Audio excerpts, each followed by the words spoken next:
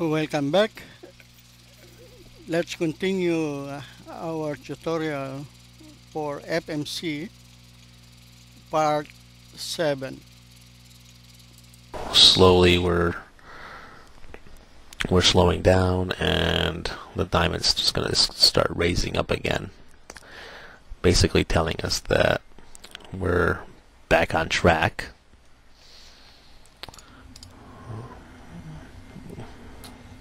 Okay, I also at this point in time got an FMC message, so I'm going to pull that up, and what it did say in here, it doesn't say it now, but it said drag required, and it erased it because I turned on my speed brakes.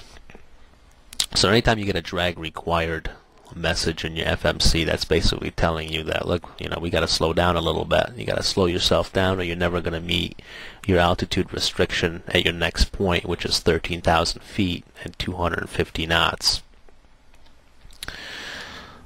So now that we're leveling off nicely, we can go ahead and turn off our speed brakes, and let's take a look and see where we stand. Perfect. Our diamond is in the center. Okay, here's that decelerate point again, because remember, we need to be at CLAR at 250 knots and 13,000 feet. So at this point, we're going to start decelerating, and then we'll be at CLAR at around 13,000 feet. And are we going to meet that restriction? Yeah, it looks pretty good. So let's fast forward a little bit. Okay, and resuming, we are going to be hitting our deceleration point. And once we hit it, you'll notice a couple things are going to happen. This will drop down to 250, which is where we're going to want to be. Okay, and we're going to slowly start leveling off at around 13,000 feet. And we're going to drop, the autopilot is going to be dropping our speed down to 250 knots. So here we are, we're decelerating, and we should be at 13,000 feet. Once we get to CLAR, we're only about 4 miles away, and it looks like we're going to make it. It's going to be pretty close.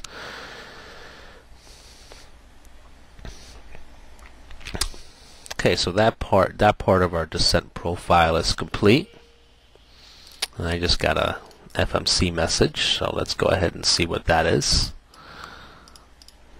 And it's asking me, there you go, it's asking me for some more drag, so we'll go ahead and activate the speed brakes. And the reason it's asking me for drag is because it's having a tough time slowing down at 250 knots. But now with the speed brakes activated, we're slowing down pretty nicely.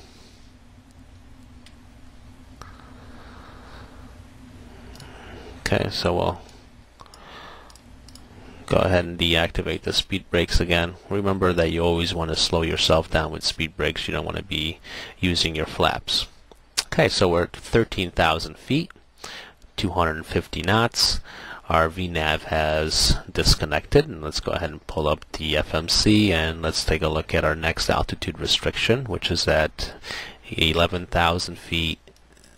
Oops. I'm sorry, 13,000 feet, 11,980. We need to be at 8 by the time we get to Sunst.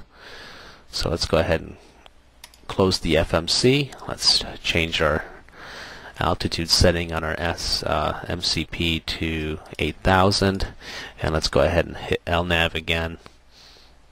And we're going to start descending down to 8,000.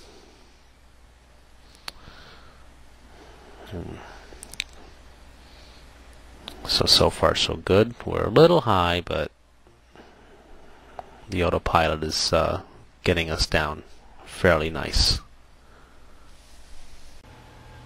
Good time to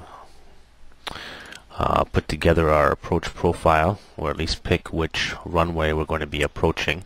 And to do that, we just hit the departure and approach button, and obviously it's ci6lg, and we hit approach, and we have a list of runways. We want to get all the way to the end, and we do that by hitting the next key until we get all the way to the end where we find runway 25 right, and we're going to select that.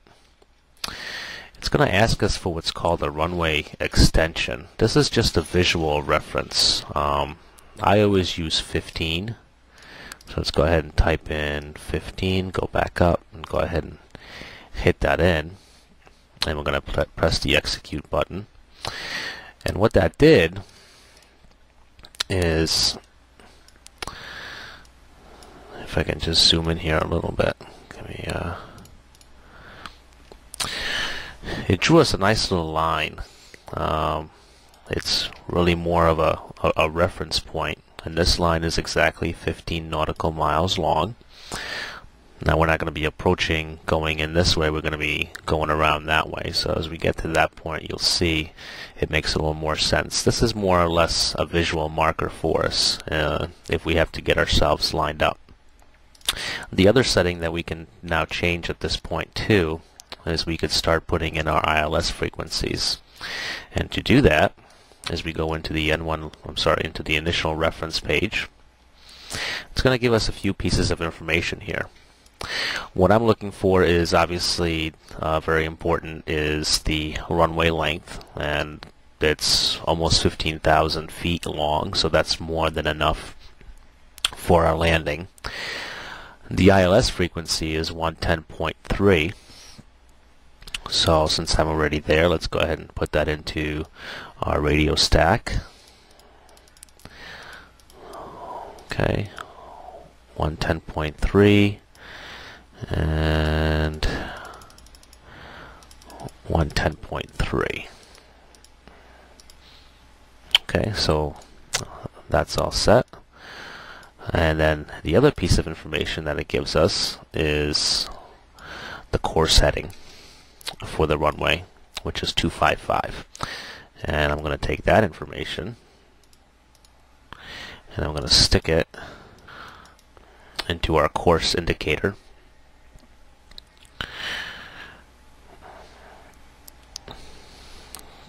Alright, what's this mean and why is this important? Well, the course indicator, once you're on approach, you will actually switch your display over to what's called the approach mode. So this way, what you will see is your ILS indicators are going to be lined up for you. Now the plane is turning, so this is turning. But you'll see as I play around with the course button, see how that moves around? Well, if it's set to the course setting of the runway of 255, this ensures that I'll be precisely not lined up with the runway, but this will be lined up with the runway. It's just a visual reference for myself, so that'll definitely make things a lot easier for me. Our approach is going along very well. Typically by this point of the game, you would be vectored to the runway by ATC, but we're not using any ATC instructions for the purpose of the tutorial, so we're just going to let the flight management computer vector us directly into the runway. The one last thing that we want to do is we want to look at our approach chart for runway 25 right, and what I'm looking for is the individual intersections that I'm going to need to follow to get to runway 25 right. Now obviously I'm going to be using the ILS, so I don't need this, but it's a good habit to get into. So our first intersection for the runway is going to be right here, so that's going to be FLYES, and we're going to go ahead and put that into the FMC. Okay, so we just type in FLYES.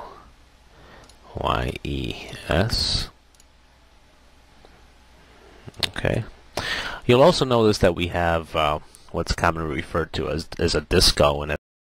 We know you're hovering over that button, but we need your help. We have